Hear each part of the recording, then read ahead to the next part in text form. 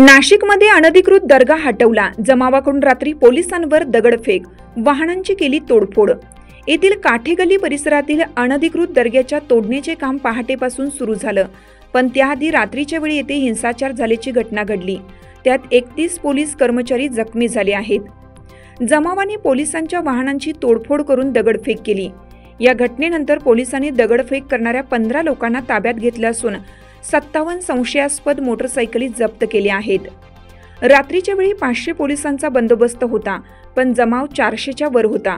त्यानंतर जमावाला पांगवण्यासाठी अश्रूधुरांचा वापर करण्यात आला। पोलिसांनी या घटनेनंतर काही जणांना ताब्यात घेतलं। त्यानंतर पोलीस बंदोबस्त वाढ करण्यात आली असून कडेकोट बंदोबस्त करण्यात आला आहे। हा अनधिकृत दर्गा हटवण्याची गेल्या अनेक वर्षांची मागणी होती। गेल्या महिन्यात हिंदुत्ववादी संघटनांच्या वतीनं आंदोलनही करण्यात आलं होतं।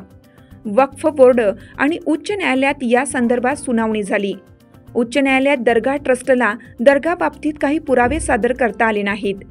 त्यानंतर महानगरपालिकेने न्यायालयाच्या आदेशाने 1 एप्रिलला नोटीस बजावली होती।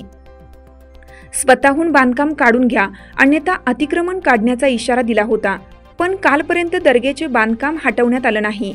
त्यानंतर ही कारवाई करण्यात आली।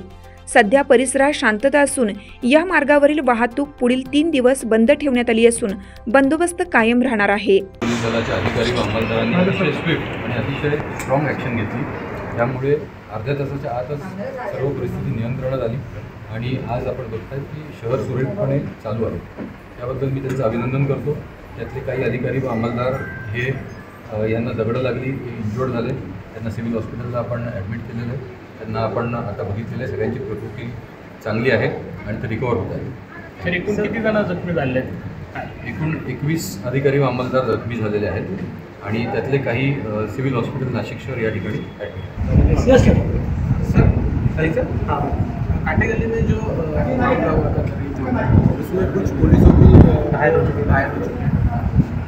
नासिक शहर में कल रात एक हिंसक जमाव को काबू में लाते हुए नासिक शहर पुलिस दल के अधिकारी व अमलदारों ने बहुत स्विफ्ट और बहुत स्ट्रॉन्ग एक्शन लिया और आधे घंटे के अंदर पूरी जो परिस्थिति थी वो नियंत्रण में उन्होंने लाई है। उसके लिए मैं उनका अभिनंदन करता हूँ। और उसमें से कुछ 21 अधिकारी व अमलदार जो है उनको कुछ इंजरीज आई स्टोन पेल्टिंग की वजह से। उसमें से कुछ सिविल हॉस्पिटल नासिक में एडमिट है, जिनको हमने अभी देखा है और सबकी प्रकृति अच्छी है और रिकवर हो रही है। लोकमान्य न्यूजसाठी संचालक लक्ष्मीकांत शिंदे, नाशिक।